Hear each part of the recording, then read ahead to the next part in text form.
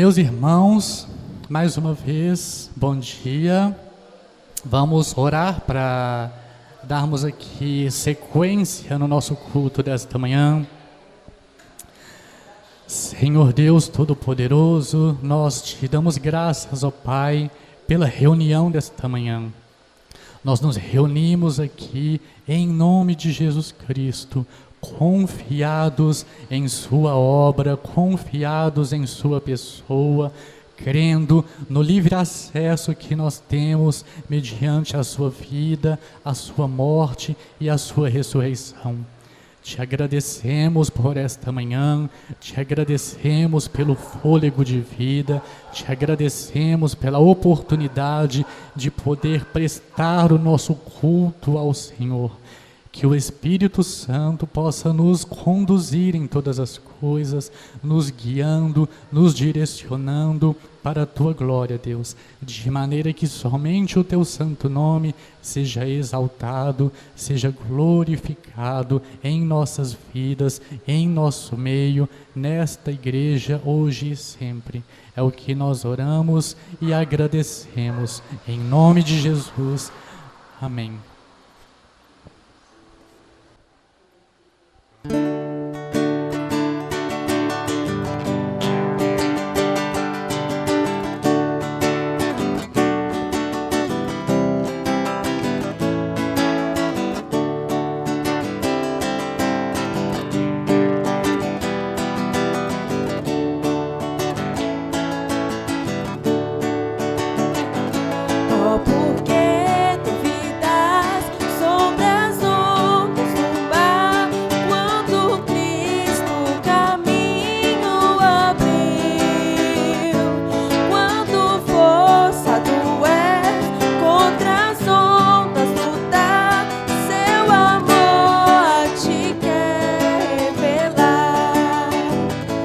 Solta um cabo da nau, nós vemos nas mãos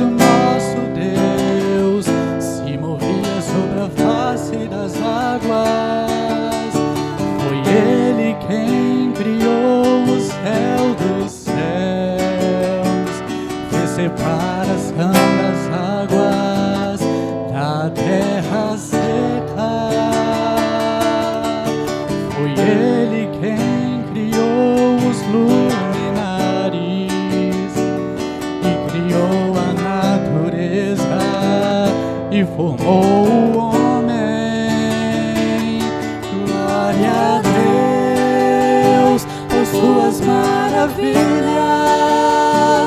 pela sua grandeza. Glória a Deus,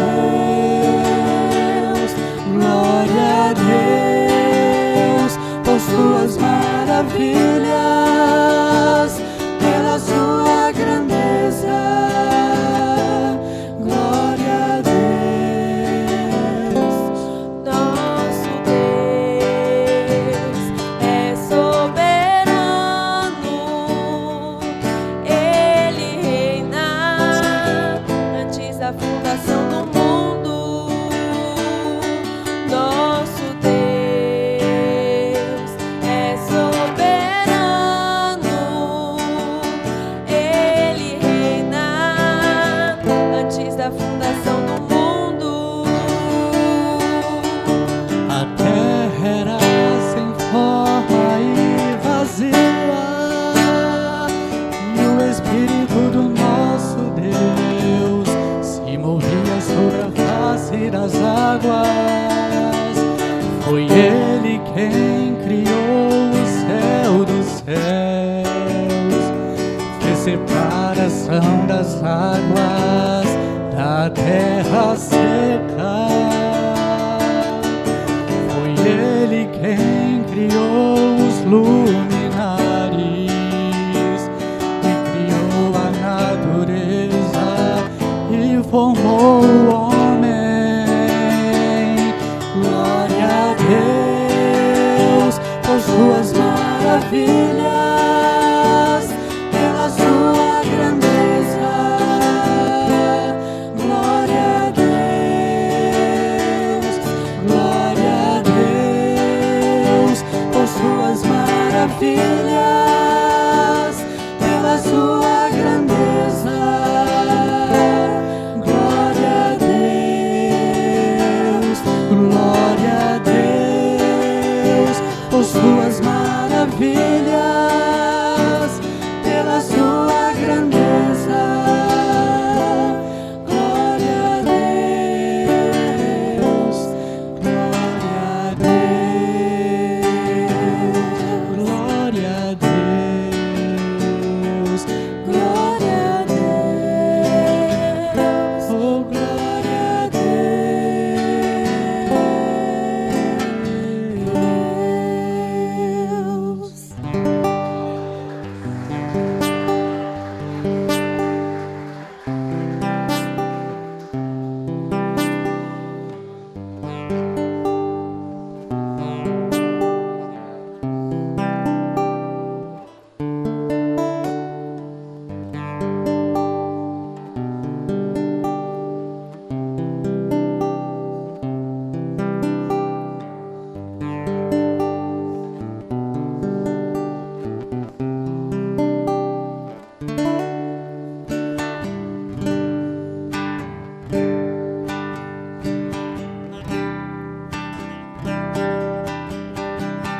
Grande é o Senhor e muito digno de louvor. Na cidade do nosso Deus, teu santo monte, alegria de toda a terra.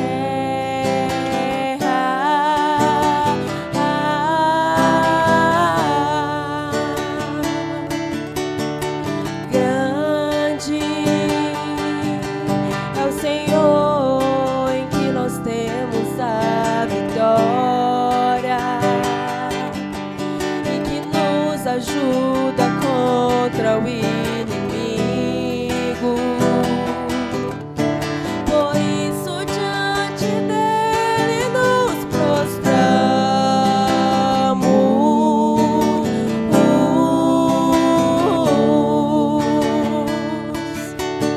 Queremos no teu nome engrandecer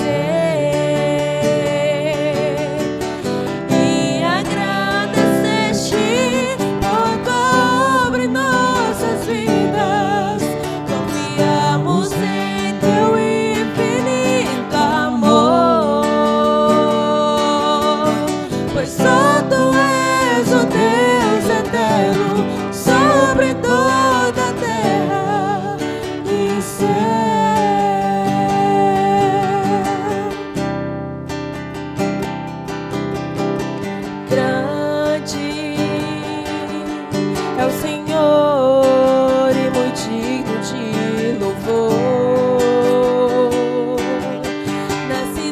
diante do nosso Deus, teu santo monte. Alegria de toda a terra.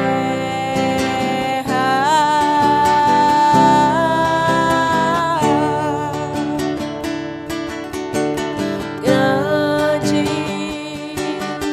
é o Senhor em que nós temos a vitória e que nos ajuda contra o inimigo. Por isso diante dele nos prostramos.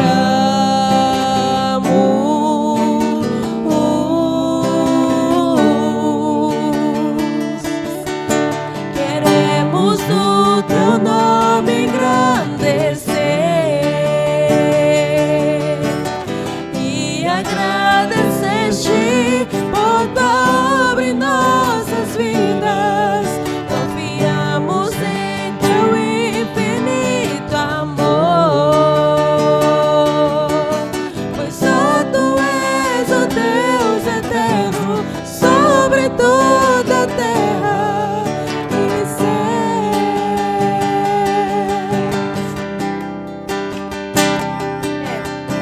Queremos o teu nome engrandecer e agradecer-te por tua obra em nossas vidas. Confiamos em teu infinito amor, pois só tu és o Deus eterno sobre toda a terra. Pois só tu és o Deus eterno sobre toda a terra. Pois só tu és o Deus eterno sobre toda a terra e céu.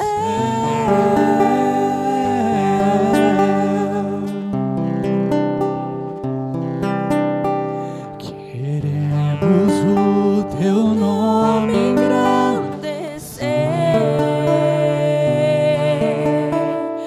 e agradecer-te por tua obra em nossas vidas. Confiamos em teu infinito amor, pois só tu és o Deus eterno sobre toda a terra. Pois só tu és o Deus eterno sobre toda a terra. Só tu és o Deus eterno sobre toda a terra e céu.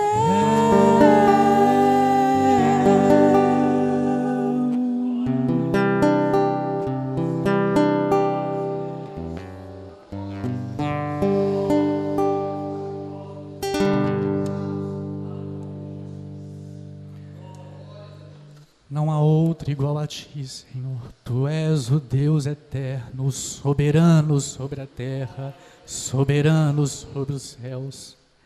E é olhando para a tua soberania, para a tua grandeza, que neste momento nós rendemos a ti o nosso louvor, nós rendemos a ti a nossa adoração, também por meio da contribuição para a tua obra, por meio das ofertas ao Senhor. É uma grande bênção, um grande privilégio poder participar da tua obra, Deus, porque quem sou eu, quem somos nós para darmos algo ao Senhor? Porque das tuas mãos nós recebemos todas as coisas e nós tão somente devolvemos a ti aquilo que o Senhor nos tem dado, Deus. Te damos graças por tua provisão, por tua providência em nossas vidas, em nossas famílias, neste ministério, nesta congregação. Que dia após dia, Deus, a obra do Senhor avance, o reino do Senhor se expanda e que nós possamos contribuir com isso, tão somente para a glória do teu santo nome. É o que eu oro e agradeço ao Senhor, em nome de Jesus. Amém.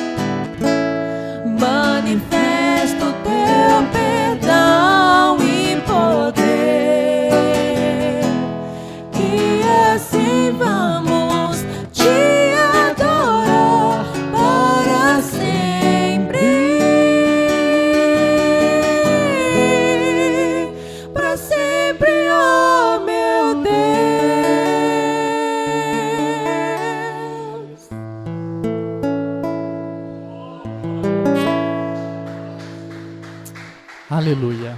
Amém.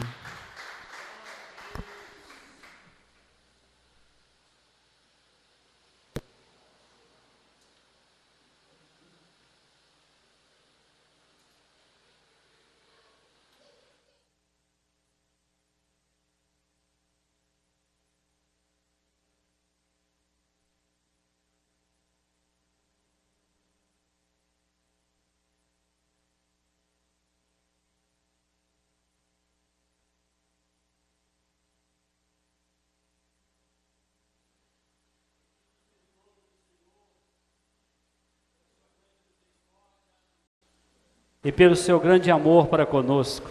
Amém? Vamos orar. Vamos orar pelas nossas crianças que agora estarão em outra classe, né? Pai, nós agradecemos a Ti pela vida dessas crianças, pela vida das irmãs que têm cuidado dessas crianças, neste momento em que nos reunimos para ouvir a mensagem do Senhor. Que o Senhor possa, meu Deus, abençoar ricamente essas crianças, revestir aos pais e aos pastores de sabedoria para ensiná-las, instruí-las e guiá-las no caminho do Senhor. Revestindo as irmãzinhas que cuidam delas de graça e de sabedoria para ensiná-las o caminho do Senhor. Agradecemos em nome de Jesus. Amém.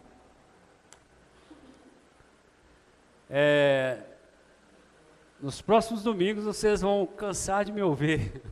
Amém? A perícope, como os teólogos gostam de dizer, mas para que os irmãos entendam, o parágrafo que desenvolve esse nosso texto, ele é dividido, não tem como tratar do assunto todo no domingo apenas. Então a gente está dividindo bem devagarzinho, para que vocês possam, eu e vocês possamos alimentar bem dessas mensagens maravilhosas. Hoje nós vamos falar a segunda parte, o reino de Deus, segunda parte. Jesus apresenta o reino de Deus. Nós estamos trabalhando uma série de mensagens no evangelho que escreveu Lucas, que chama o nome da série Convicções. Nós já estamos no capítulo 6, e hoje nós vamos discorrer nos versículos 20 a 23 do capítulo 6. Amém? Então, abram suas Bíblias e vamos para a leitura. Lucas 6, 20 a 23.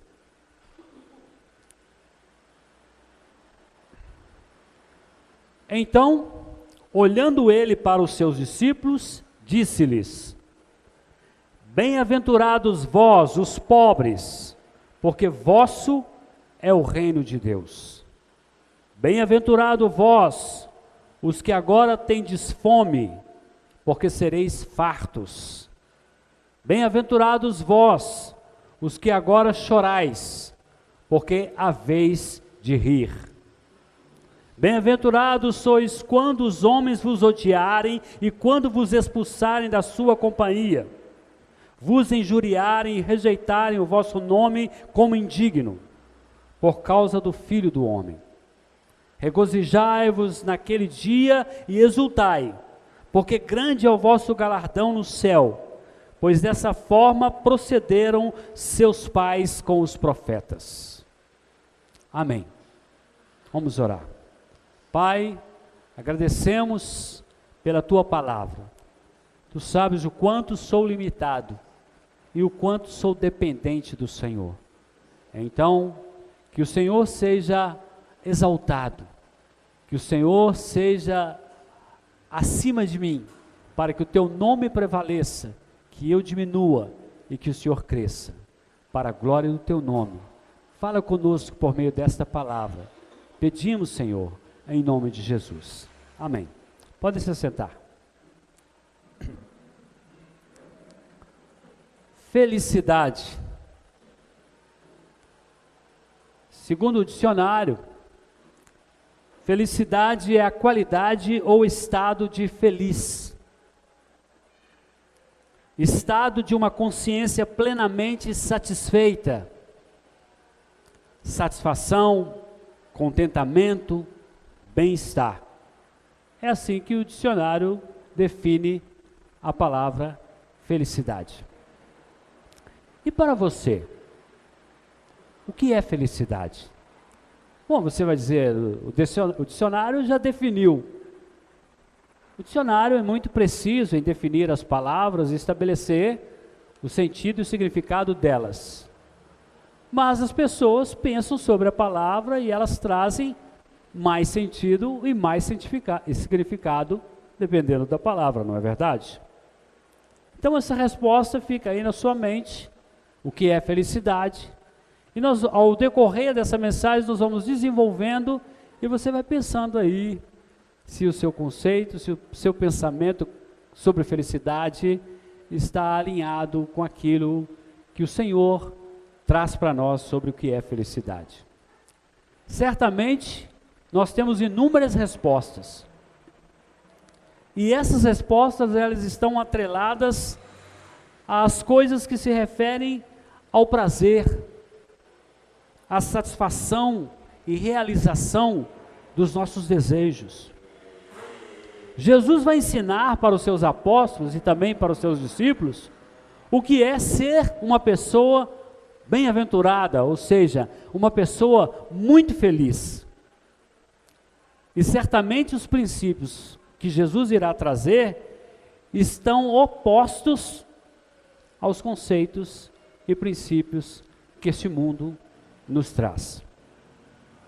Jesus então vai apresentar o reino de Deus, os princípios e os fundamentos desse reino, no que se refere à felicidade.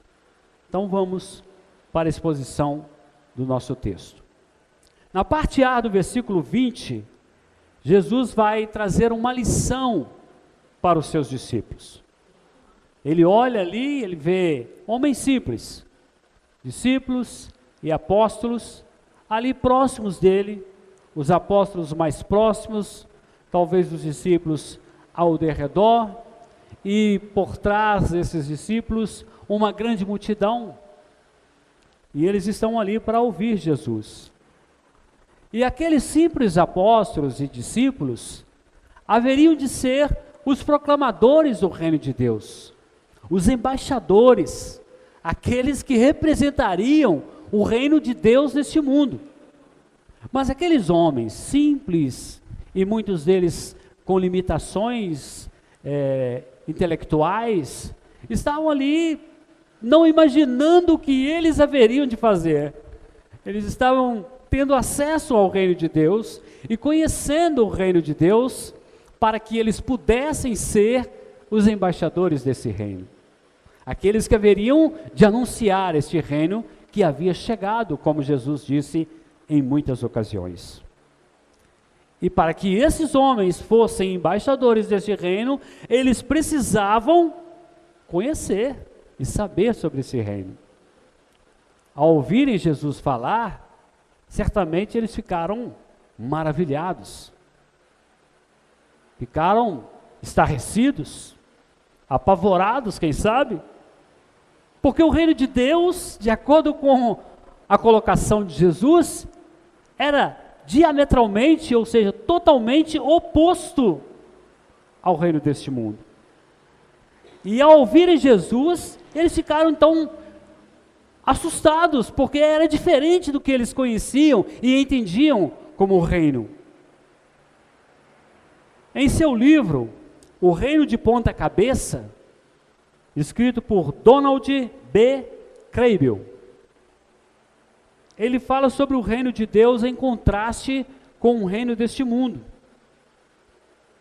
O autor, ele mostra a diferença entre o reino de Deus e o reino deste mundo. Um reino de ponta cabeça, uma pirâmide invertida. O que este mundo valoriza em oposição aos valores do reino de Deus. Nós vemos que há diferenças de conceitos entre os ensinamentos de Cristo e os ensinamentos dos escribas e fariseus. E quando isso acontece, esses reinos entram em choque. O reino de Deus se apresenta como um reino totalmente oposto ao reino deste mundo. O que o mundo despreza, o reino de Deus, Jesus valoriza. E o que Jesus valoriza, o mundo despreza.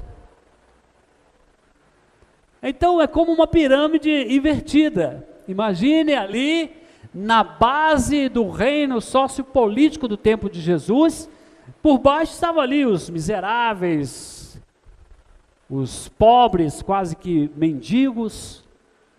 No meio da pirâmide estavam ali algumas pessoas que estavam preparando-se para o topo da pirâmide. Alguns estavam passando de uma fase de uma miséria total para talvez uma classe média.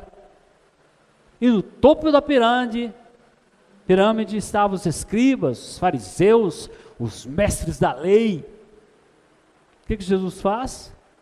Jesus pega essa pirâmide e inverte ela.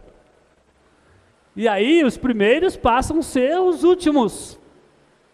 Os miseráveis, desprezados, passam a estar no topo. E o evangelho é para eles, para os doentes, para os perdidos. Enquanto aqueles que estavam no topo da pirâmide do reino do mundo, não precisavam, pois eram perfeitos, pois estavam qualificados por meio das suas obras. E isso, meus irmãos, está explícito no texto de Mateus também. O texto de Mateus também fala sobre essa questão. E nós veremos que Jesus passará a mostrar 4 bem-aventuranças no nosso texto.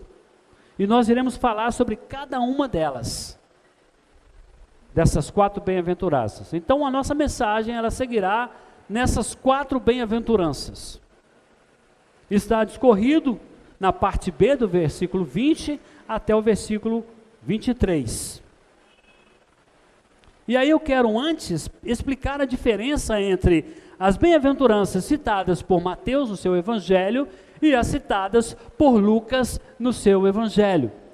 Bom, Mateus cita 8 bem-aventuranças, enquanto que Lucas cita apenas 4. Mateus fala que o sermão foi no monte, enquanto que Lucas fala que o sermão foi na planície. Então há uma discussão entre os teólogos e estudiosos da Bíblia para dizer, será que Mateus fala da mesma coisa que Lucas fala? Será que Lucas está falando da mesma coisa que Mateus está falando? É o mesmo evento? Porém Lucas fala de 4 bem-aventuranças, Mateus fala de 8. A maioria dos teólogos há um consenso de que é o mesmo evento. E eles decidem, alguns teólogos dizem o seguinte, que a planície, apesar de estar no alto, né, de um monte, em alguns montes é percebível que há uma reta. E possivelmente Lucas está falando dessa planície no sentido de que eles estavam num lugar alto, porém numa planície, ou seja, no reto de um monte. Eles dizem isso, e há outros que dizem que são 2 eventos diferentes. Mas o que nós podemos entender aqui é que os princípios das bem-aventuranças estabelecidos por Mateus são os mesmos princípios estabelecidos por Lucas, ainda que Lucas só fala de 4 bem-aventuranças, enquanto Mateus fala de 8. Então, essa discussão sobre se é o mesmo evento ou se não é, se é num monte ou numa planície, é uma discussão que não é tão importante. O que é importante é o fundamento que esses 2 textos trazem para nós em relação à felicidade de acordo com o reino de Deus. E aí Jesus vai dizer algo interessante, ele diz, bem-aventurado os pobres. O sentido de bem-aventurado, como eu disse na introdução, traz a ideia, o sentido da palavra, traz a ideia de muito feliz. Uma pessoa que é extremamente feliz. Seria o sentido melhor, seria muito feliz. Bem-aventurado, muito feliz. Uma felicidade abundante. O sentido da palavra pobre nesse texto nos traz a ideia de uma pessoa no nível da miséria total. Uma pessoa totalmente desprovida de tudo. Sem absolutamente nada. Um mendigo. Que não tem onde morar, não tem o que vestir, não tem o que comer. O texto bíblico, ele vai usar 2 palavras para pobre. Uma significa pobre no sentido de ter limitações, de passar dificuldades, mas tem alguma coisa. Ou seja, que é uma pessoa que, apesar da escassez e das dificuldades, ainda tem algo. A outra palavra tem o sentido de necessidade total, completa. E essa última palavra é a palavra que Jesus vai usar, que Lucas vai usar ao escrever esse texto. Então, pobre aqui é aquela pessoa totalmente miserável, desprovida de tudo. Um mendigo, ele é totalmente necessitado, ele não tem nada.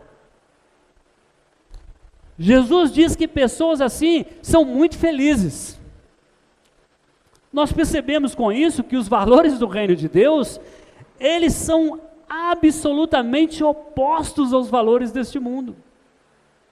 Nós olhamos para uma pessoa totalmente desprovida, que precisa de tudo, que não tem nada, e nós dizemos, olha que pessoa feliz. Nós nunca dizemos isso.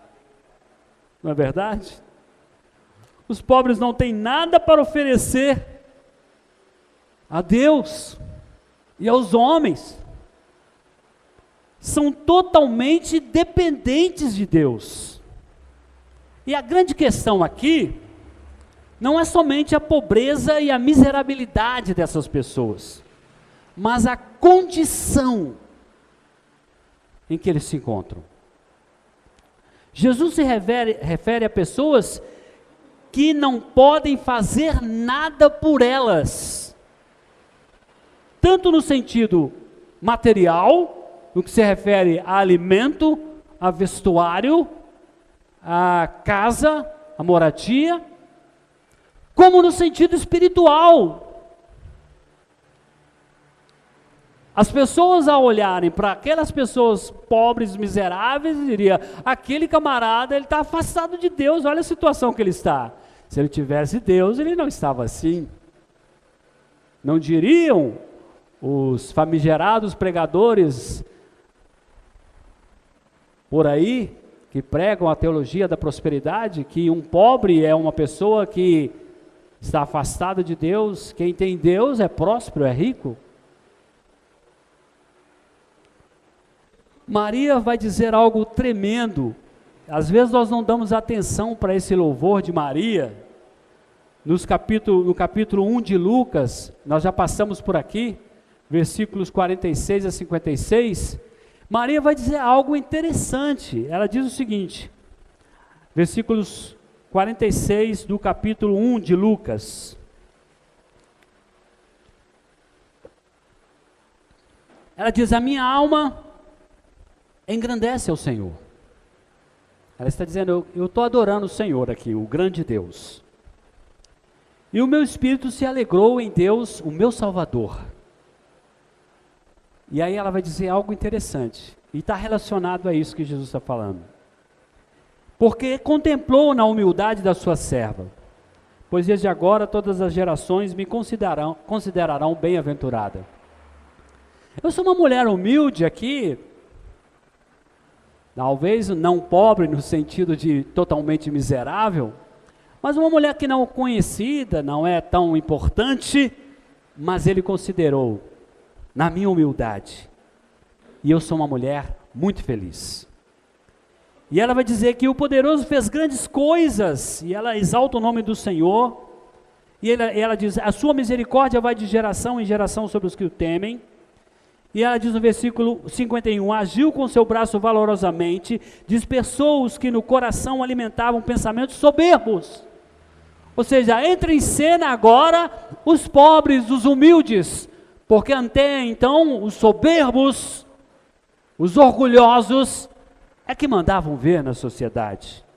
Deus está escolhendo uma mulher humilde, simples, para levantar ela. Derribou do seu trono os poderosos e exaltou os humildes. Totalmente oposto ao reino deste mundo, que levanta os poderosos e humilha os humildes. Ela diz algo mais maravilhoso ainda. Encheu de bens os famintos e despediu vazios os ricos. Ou seja, o reino de Deus está vindo para mudar todas as coisas. Amparou Israel seu servo a fim de lembrar-se da sua misericórdia, a favor de Abraão e de sua descendência para sempre, como prometera aos nossos pais. Então, é o que Maria expressa, é o que Jesus traz em relação ao reino de Deus. Tiago, em sua carta, citando o provérbio 3:34, ele vai dizer algo importante. Tiago 4, versículo 6. Ele usa o texto bíblico em provérbio para citar algo muito importante, que está relacionado ao que Jesus disse. Tiago 4, versículo 6. Antes ele dá maior graça pelo que diz: Deus resiste aos soberbos, mas dá graça aos humildes. Deus resiste aos soberbos, mas dá graça aos humildes. Então nós concluímos que os pobres aqui são aquelas pessoas que nada podem apresentar diante de Deus, que são totalmente dependentes dele e que estão cientes da sua miserabilidade perante um Deus santo e poderoso. São pessoas que sabem que o Senhor Deus é o dono de todo o universo e que eles não têm nada, que o Senhor é o dono de todas as coisas. E aí eu quero ressaltar uma coisa muito importante. O problema, meus irmãos, não é a riqueza em si, mas o fato de confiar na riqueza e de ser soberbo. Achar que o dinheiro e o prestígio podem ser usados para manipular as pessoas e alcançar o favor de Deus. Há um bispo antigo, muito famoso, São Francisco de Assis, que fez voto de pobreza e largou tudo. Mas não é isso. É o apego, o amor que as pessoas têm ao dinheiro. É a confiança na sua capacidade e da sua independência de Deus. Em Provérbios 11, versículo 28, diz: quem confia nas suas riquezas cairá, mas os justos reverdecerão como a folhagem. Provérbios 11, 28. Quem confia nas suas riquezas cairá, mas os justos reverdecerão como a folhagem. O reino deste mundo, no reino deste mundo, os homens confiam nas suas riquezas. Mas no reino de Deus, nós confiamos no Deus soberano. Por que as pessoas têm tanta frustração e tanta decepção? Porque elas confiam nas coisas que elas têm, nos seus bens, na sua segurança. E quando isso é abalado, eles não têm aonde recorrer, porque eles não podem fazer nada. Mas os que confiam no Senhor não se abalam. Caminham e não se cansam. Correm e não se fadigam. Renovarão as suas forças. Isaías já disse isso. Esses que confiam no Senhor, eles são herdeiros do reino de Deus. São os embaixadores deste reino. Porque dentro deles está o reino de Deus. E em breve, isso será uma realidade na vida deles, quando o Senhor estabelecer o seu reino eternamente. E Paulo vai dizer isso aos Coríntios, 2 Coríntios 4, versículo 17. 2 Coríntios 4, versículo 17, diz assim: porque a nossa leve e momentânea tribulação produz para nós eterno peso de glória, acima de toda a comparação. Então, a nossa tribulação momentânea, as lutas pelas quais nós passamos, é um peso que um dia nós veremos que valeu a pena. Segundo, bem-aventurados que têm fome. Os que têm fome serão fartos. Jesus vai dizer que aqueles que têm fome são muito felizes. Uma total contradição para os conceitos do mundo, não é verdade? O que o mundo diz? O cara que está com fome está sofrendo, coitado. É um infeliz. Jesus está dizendo, muito feliz. Os escribas e fariseus dos tempos de Jesus, eles consideravam as pessoas nessa situação como infelizes, sem a graça de Deus. Mas Jesus vai dizer que essas pessoas sedentas, com fome, são felizes. E aí eu quero lembrar uma coisa importante aqui, citado por Mateus, que ajuda a nós compreendermos a dimensão dessa palavra, que não é só questão de fome material, física. Mateus vai ampliar, ele vai dizer no versículo 6 do capítulo 5, bem-aventurados que têm fome e sede de justiça, porque serão fartos. Certamente, o nosso texto de Lucas se refere a essa fome de justiça também. Quantos daqueles ouvintes de Jesus ansiavam por justiça? Muitos deles eram vítimas da opressão do Império Romano. Muitos talvez estavam passando fome física por causa dessa opressão, porque não tinham acesso. Muitos nos nossos dias também estão nessa situação, mas também estavam sedentos por justiça, porque estavam sendo injustiçados, humilhados pelo Império Romano e pela religião estabelecida ali, que impunham regras sobre eles que nem esses líderes conseguiam seguir e cumprir. E esses homens ansiavam por justiça. E certamente, apesar da fome física, eles também tinham fome e sede de justiça. Vemos aqui que Jesus traz uma palavra de esperança para eles, porque Jesus diz: eles serão saciados, serão fartos. E se você ir comigo em Isaías 51, versículo 1, você vai ver que isto que está acontecendo é o cumprimento de uma profecia, como eu disse em outra ocasião, e digo agora, aproximadamente entre 700 e 800 anos antes de Jesus nascer, Isaías deu detalhes fantásticos sobre a vinda do Messias. E ele vai dizer no versículo 1 do capítulo 55, a todos vós os que tendes sede, vinde às águas, e vós os que não tendes dinheiro, vinde, comprai e comei. Sim, vinde, comprai sem dinheiro e sem preço, vinho e leite. No versículo 3 do capítulo 43, ele vai dizer: porque derramei água sobre o sedento e torrentes sobre a terra seca, derramarei o meu espírito sobre a tua posteridade e a minha bênção sobre os teus descendentes. E aí, em João, capítulo 7, versículos 37 a 38, João 7, 37 a 38, vai comigo lá, olha só que coisa extraordinária. No último dia, o grande dia da festa, levantou-se Jesus e exclamou: se alguém tem sede, venha a mim e beba. Quem crer em mim, como diz a Escritura, do seu interior fluirão rios de água viva.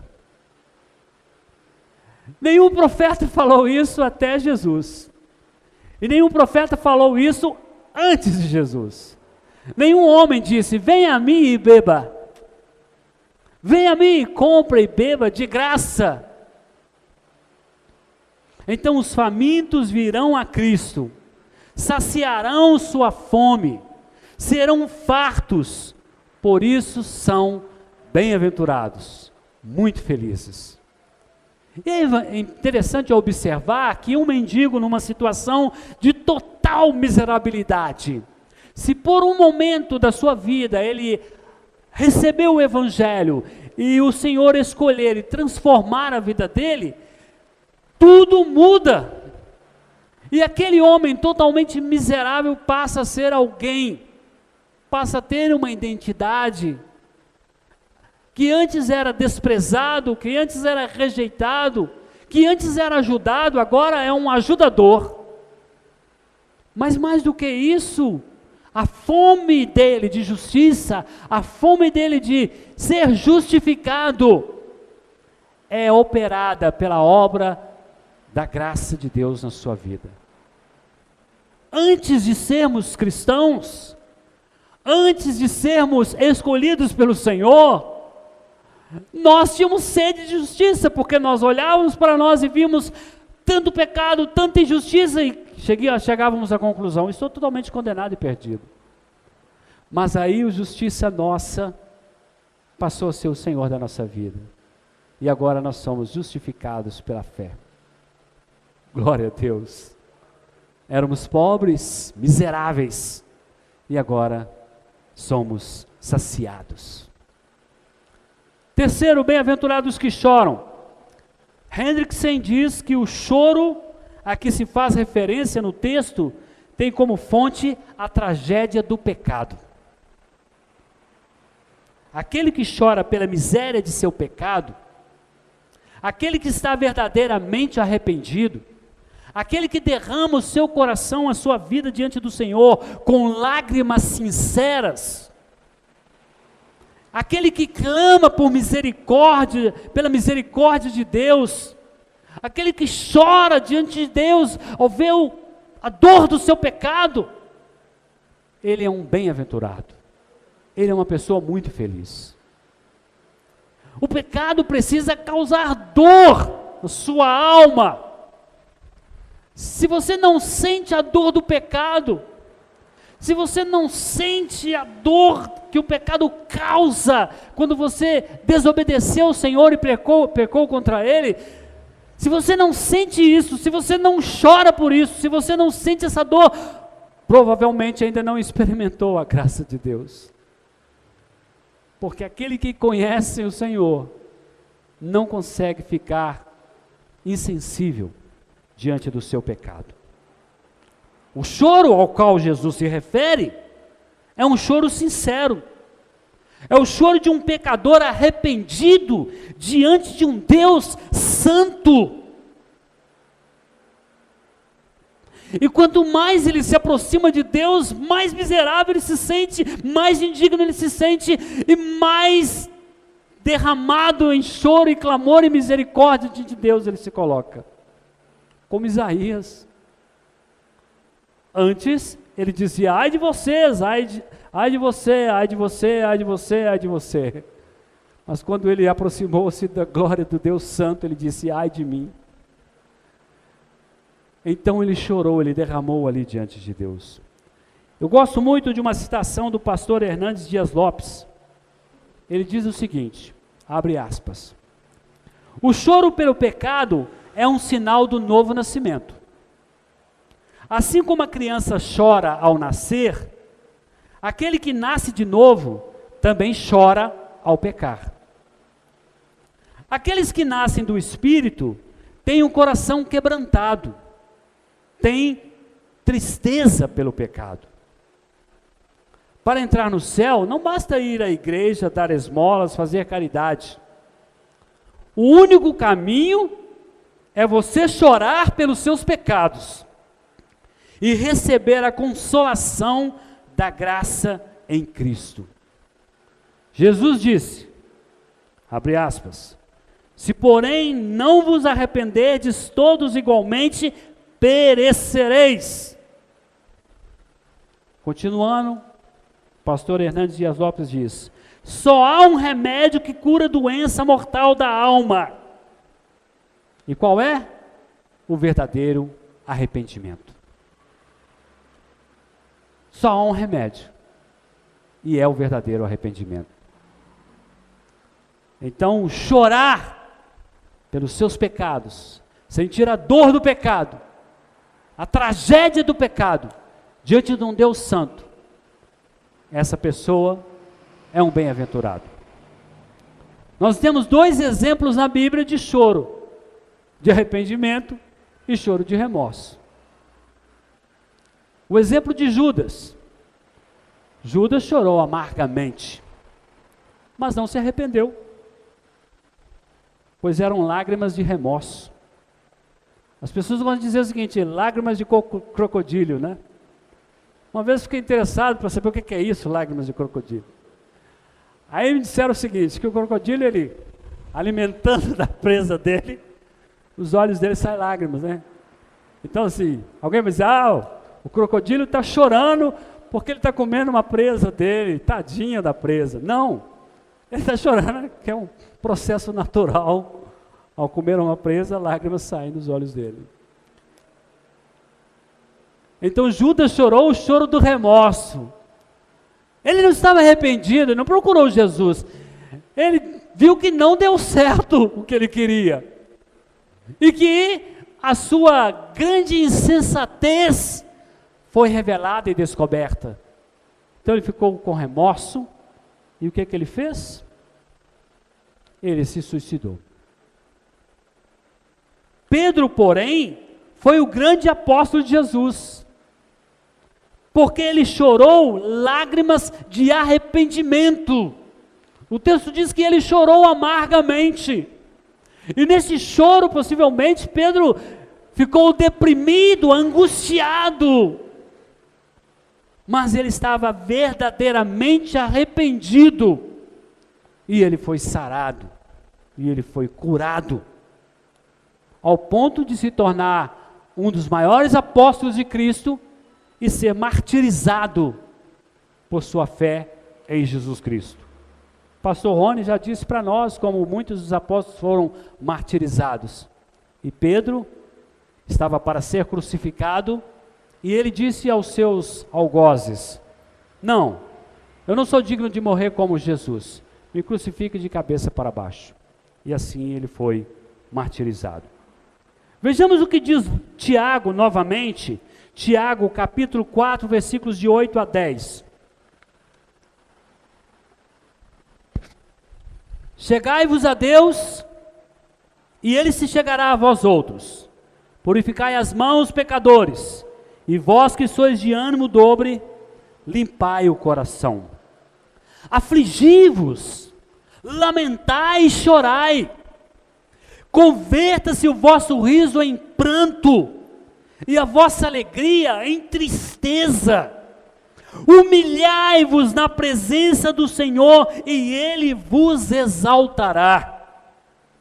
É muito forte o que Tiago diz, e é a realidade daquilo que devemos fazer. O choro genuíno de arrependimento, esse choro genuíno de arrependimento será consolado por um Deus que perdoa e justifica o pecador arrependido.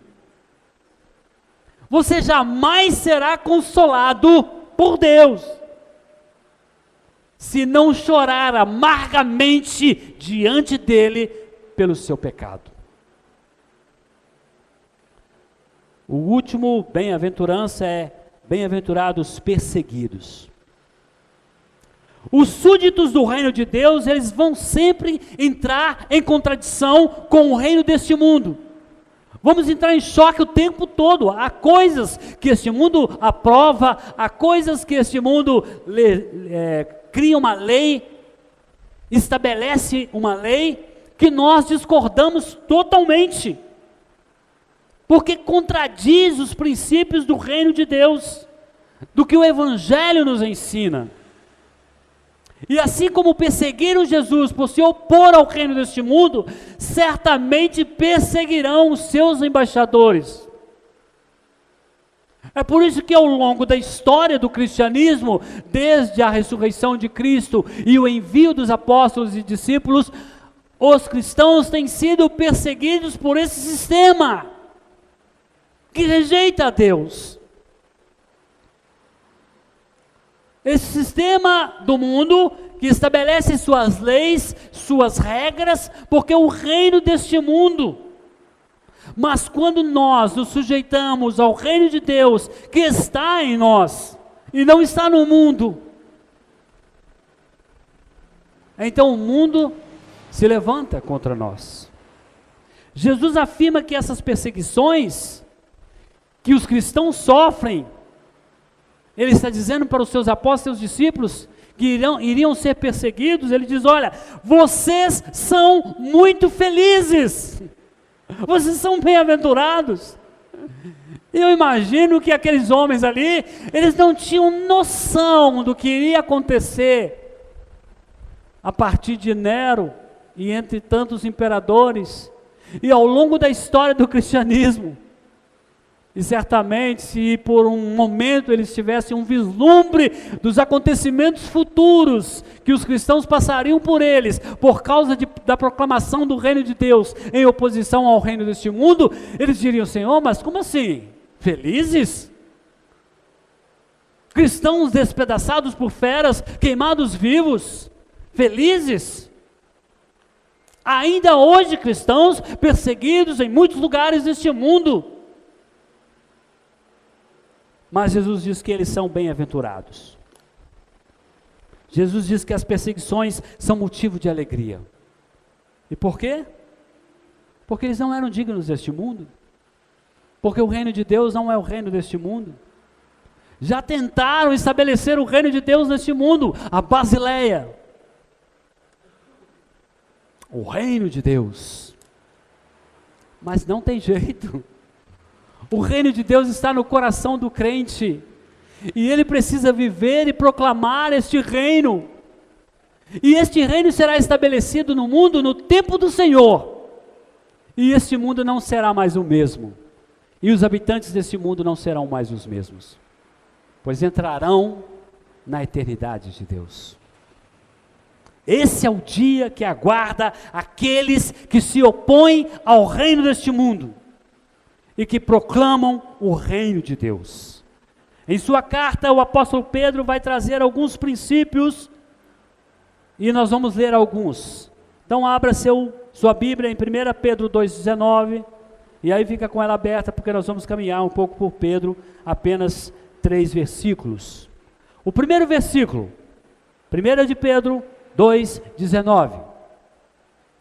Porque isto é grato, que alguém suporte tristezas, sofrendo injustamente por motivo de sua consciência para com Deus.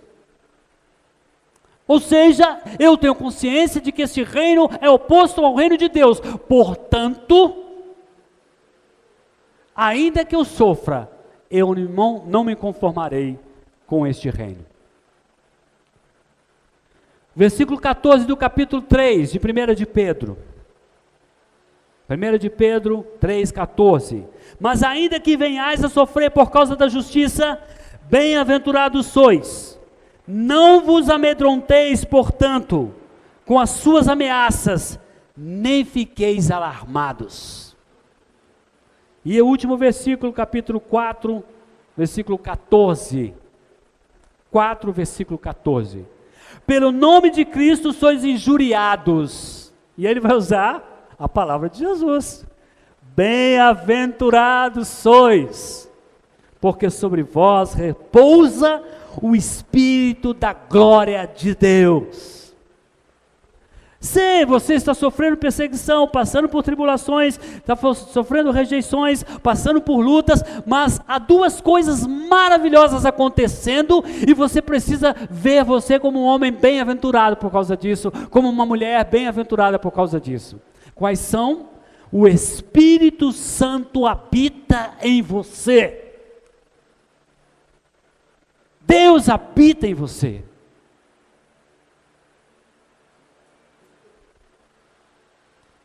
E segundo, você é um embaixador deste rei, um privilegiado. Terceiro e último, você herdará no reino de Deus, na glória do Senhor. Jesus não prometeu o livramento das tribulações, das aflições. Pelo contrário, ele disse que haveria. Em João 16, versículo 33, ele diz o seguinte: olha, essas coisas vos tenho dito para que tenhais paz em mim. Ou seja, vocês estão ouvindo aqui os princípios do reino de Deus? Bom, vocês vão seguir esses princípios? Ótimo, então vocês estão em paz com Deus. Mas no mundo, vocês não vão ter paz. No mundo vocês vão passar por aflições. Mas tem de bom ânimo, eu venci o mundo. Eu já ouvi algumas pessoas dizer assim: e vós também vencereis. Pô, não concordo muito com isso. Porque eu não posso vencer o que está vencido. Se Jesus disse que venceu, o que eu tenho que vencer? Ele já venceu. Ele disse que eu sou salvo. Não preciso me salvar, ou tentar me salvar. Então, não precisa tentar vencer o mundo, meu irmão. Jesus já venceu. E talvez você morra proclamando a vitória de Cristo e o reino de Deus. Mas você não é deste mundo. Você é um filho de Deus, herdeiro do reino de Deus. A caminhada cristã, ela é dura para os fiéis. Não é fácil para aquele que não negocia os princípios do reino de Deus. É difícil. Mas Jesus disse que nós somos bem-aventurados. Nessa vida, nós recebemos a graça de Cristo e a paz com Deus. O consolo e o conforto do Espírito Santo. A ação poderosa dele na nossa vida para sermos testemunhas vivas deste reino. E na vida eterna nós receberemos o galardão. Amém? E agora vamos fazer algumas aplicações desse texto de hoje. Amém? Basicamente, reafirmar o que Cristo estabeleceu e aplicar na nossa vida. Diante dessa mensagem, nós podemos tirar algumas verdades, meus irmãos, que são muito importantes para a igreja hoje. E algumas perguntas precisam ser feitas. Será que a nossa compreensão de felicidade está alinhada com os conceitos deste mundo ou com os ensinamentos de Jesus? Agora que você já ouviu o que Cristo tem a dizer sobre felicidade e o que o mundo tem a dizer sobre felicidade, qual a sua posição? A sua percepção de felicidade de acordo com o mundo? Com o reino deste mundo? Ou ela é uma percepção de felicidade de acordo com o reino de Deus? Uma segunda pergunta: será que nós proclamamos o reino de Deus e seguimos o reino deste mundo? Às vezes, nosso discurso é fantástico, maravilhoso. E as pessoas, nossa, mas é mesmo? É assim? É. E aí o cara diz assim, interessante. Tudo que ele disse, ele não faz. Ele fala que a felicidade está nas coisas relacionadas aos princípios estabelecidos no reino de Deus. Perdão. Mas ele faz exatamente o oposto disso. Ele está aí procurando felicidade, prazeres nesta vida, e ele coloca Deus de lado. Ele coloca as coisas do Senhor de lado para priorizar a sua felicidade, o seu prazer. Será que nós não estamos sendo incoerentes? Você vai dizer assim, mas pastor, eu preciso ser feliz. Você vai ser feliz. Haverá tempo hábil e oportuno para você desfrutar de todos os prazeres que Deus colocou neste mundo para você, de acordo com os meios que Ele estabeleceu. Mas qual a sua primazia? Qual a sua ênfase? Qual o seu objetivo final diante daquilo que você tem experimentado e vivido neste mundo? Os pobres. Neste mundo as pessoas valorizam o quê? O poder e o dinheiro. O fato de ser rico, de ter muitos bens. E qual o objetivo das pessoas no mundo? Deleitar-se nisto. Curtir, aproveitar essas coisas. E alguns vão além. Ostentar, mostrar para os outros que eles têm o que os outros não têm. As pessoas, elas buscam sentido e prazer em coisas passageiras, meus irmãos. É assim o reino deste mundo. Buscam prazer em coisas finitas. E muitas vezes buscam prazer em coisas fúteis, sem valor. Fazem verdadeiros absurdos para terem as coisas, para comprar, adquirir bens, cometem verdadeiras atrocidades e desonestidades, muitas vezes, para terem prazer neste mundo. Nós assistimos todos os dias pessoas que são capazes de fazer as coisas mais absurdas para ter dinheiro, para poder comprar coisas, para buscar felicidade de acordo com os meios estabelecidos por este mundo.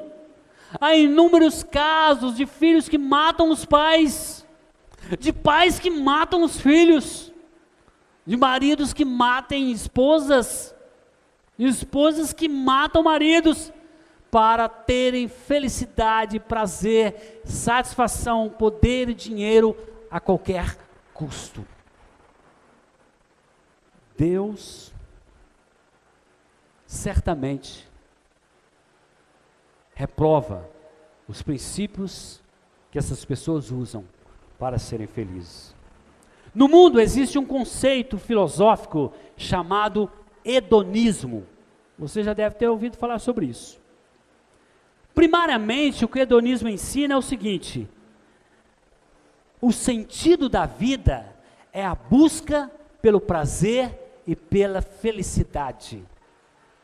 Esse é o sentido. Qual o sentido? Buscar ser feliz. Prazer e felicidade. Ah, você está infeliz? Faça o que te faz feliz. Você não se sente bem sendo homem? Você se sente bem sendo uma mulher? Seja uma mulher. Você não se sente bem sendo um ser humano? Seja um cachorro. Há um caso no Japão que o homem, ele praticamente virou um cachorro. Ele colocou uma roupa de cachorro e agora ele é um cachorro. Porque o mundo diz, faça o que te faz feliz. É o hedonismo. Deus não está comprometido com esse conceito. A prioridade de Deus não é o seu prazer e a sua felicidade. Deus não prioriza isso. A prioridade de Deus é fazer com que você dependa e confie nele, no amor e no cuidado dele, pois ele é o autor e consumador da vida. Pastor, mas Deus não quer que eu seja feliz? Deus não quer que eu passeie, que eu pesque, que eu nade, que eu brinque, que eu namore, que eu case? Claro! Deus quer o seu bem, mas essa não é a prioridade dele, porque se essa fosse a prioridade dele, aqui seria o paraíso, não precisaríamos de céu. A prioridade de Deus é transformar você cada vez mais parecido com Cristo, porque um dia você estará junto dele, à semelhança de Jesus, um corpo incorruptível, e lá sim, plenamente feliz, plenamente realizado. Por isso, no reino de Deus, os bem-aventurados são os pobres, ou seja, aqueles que são profundamente dependentes de Deus. Eu não estou falando de finanças, eu estou falando de dependência, carência e necessidade de Deus. Aqueles que se consideram miseráveis e perdidos, que estão sem Deus, ainda que possuam riquezas materiais, que possuam muito conhecimento intelectual, que possuam muito conhecimento teológico. Apesar disso tudo, eles se sentem miseráveis e carentes diante de Deus Pai. Os famintos são bem-aventurados aqueles que têm uma fome intensa pelo Senhor.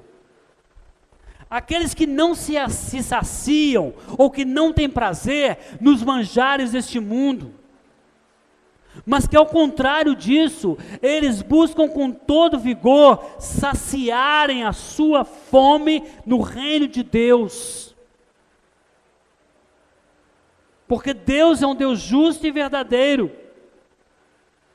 E eles querem saciar a sua fome, o seu desejo, a sua sede e fome de justiça neste reino, e não no reino deste mundo.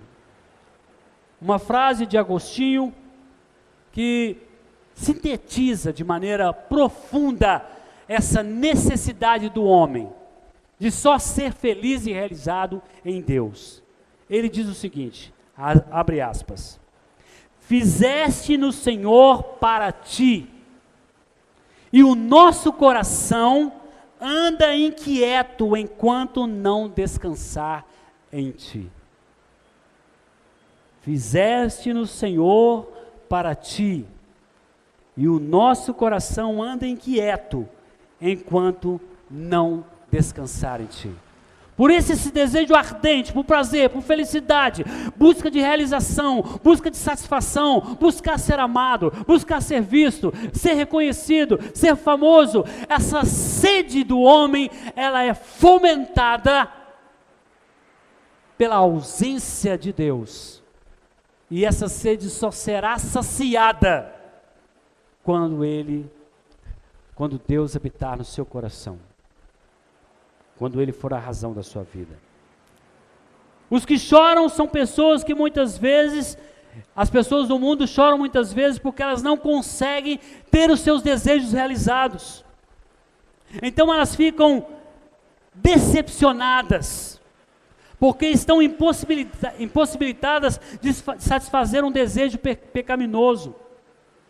Elas ficam revoltadas contra Deus e finalmente elas choram. Mas choram de remorso, porque elas cometeram pecado, e o pecado foi descoberto, e a vergonha veio à tona. E eles choram, mas não de arrependimento. Como Acabe. Acabe ficou triste, porque não podia possuir a videira de Nabote. Então se trancou no quarto, chorou, ficou deprimido. Porque ele queria que a vinha que não pertencia a ele fosse dada a ele. Até que Jezabel entrou em cena com a sua astúcia pecaminosa e disse, tem uma ideia. Mataram Nabote, tomaram a vinha dele e realizaram o seu prazer e o seu desejo. Esse é o conceito do mundo. Como Aminon, filho de Davi, triste, angustiado, apaixonado pela sua irmã, trancou-se no quarto, chorou, como uma criança mimada, querendo que os seus desejos fossem realizados. Um amigo dele teve uma grande ideia, e ele cometeu um pecado terrível, e sofreu as consequências do seu pecado. Não se arrependeu, ficou com remorso. Está lá registrado em 2 Samuel capítulo 13. Como Judas, que foi tomado de remorso por ter traído Jesus, em Mateus 27, versículo 3.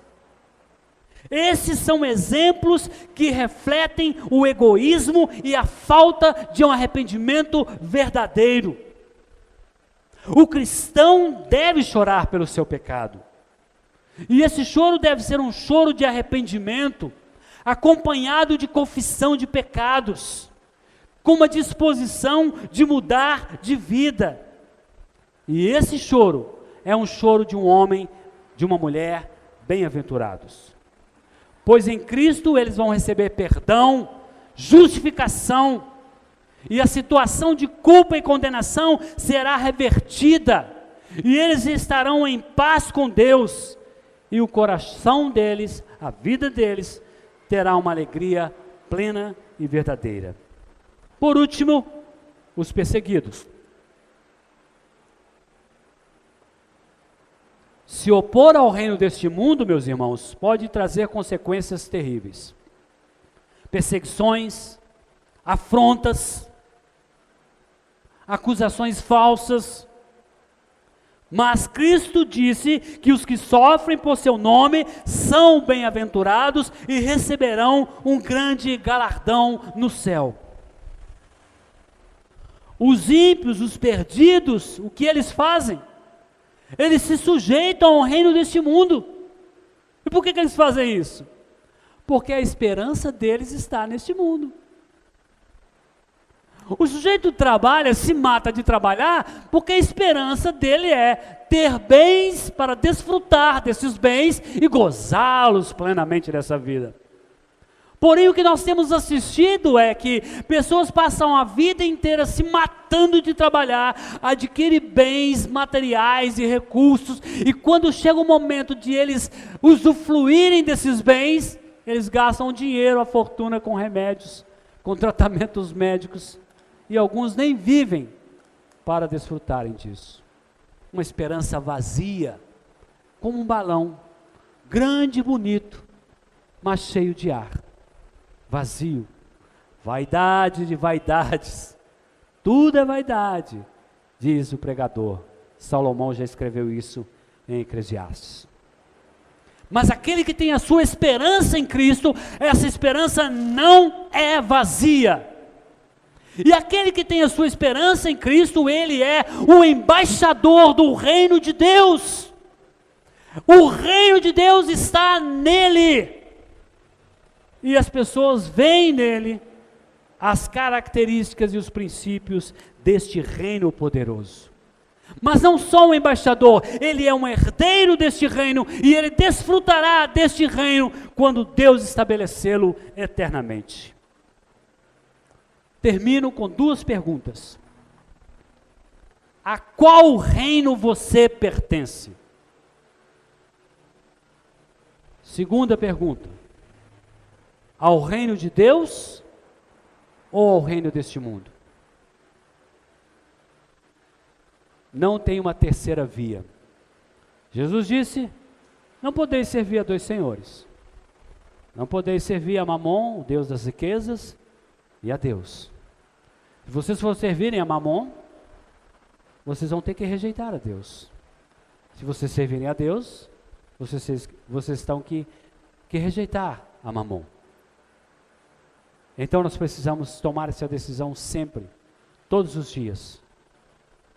Paulo, escrevendo aos Romanos, no capítulo 12, versículos 1 e 2, ele diz: rogo-vos, irmãos, pelas misericórdias de Deus, que apresenteis os vossos corpos como sacrifício vivo, santo e agradável a Deus, que é o vosso culto racional.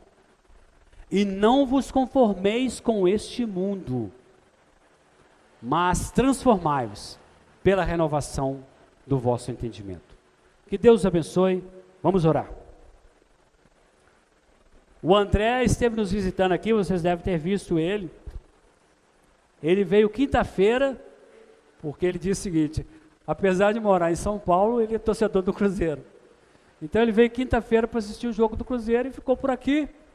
E aí ele estava pesquisando para achar uma igreja reformada, e ele achou a nossa igreja, estava hospedado no hotel próximo.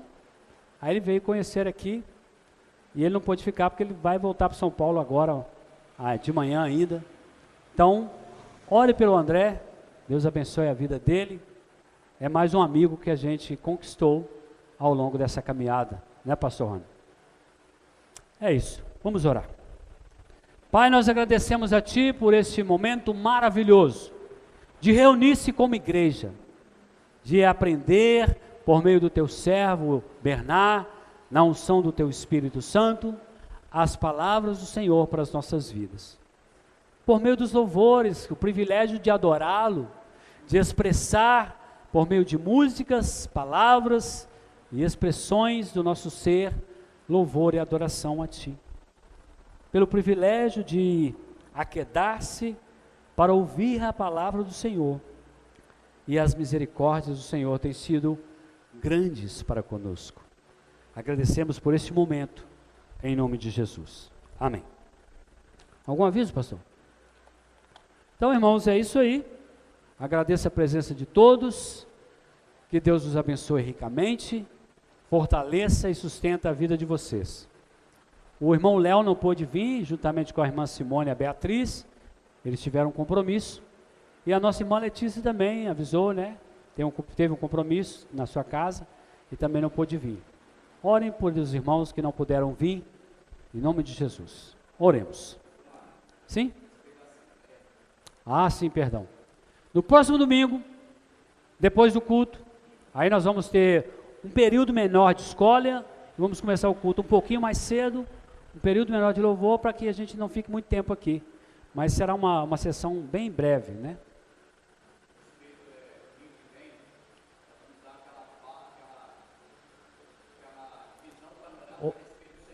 Sim, ótimo. Amém.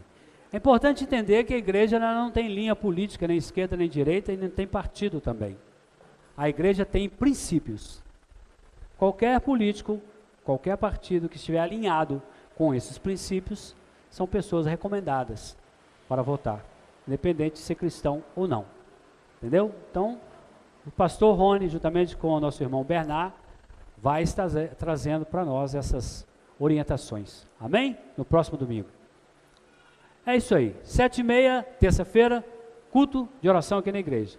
E aí no final do culto, nós devemos terminar o culto um pouco mais cedo, nós vamos ter uma sessão extraordinária. Só porque nós fizemos algumas mudanças do estatuto que eram necessárias e também a ata que nós fizemos da reunião que tivemos com o Conselho Fiscal. E isso vai ser aqui decidido por igreja, porque o nosso regime é um regime congregacional, ou seja, as decisões nós tomamos no corpo, na igreja, a partir de votação. Amém? Tranquilo? Oremos. Pai, nós agradecemos a Ti por esta manhã maravilhosa. Pedimos que nos leve em paz para os nossos lares, debaixo da Tua proteção e do Teu cuidado. Que a graça do nosso Senhor e Salvador Jesus Cristo, as doces e suaves comunhões do Espírito Santo e o amor de Deus Pai, seja com todos que aqui estão e com todo o povo de Deus, em toda a face da terra, agora e para sempre. Amém. Vão em paz. Deus os abençoe.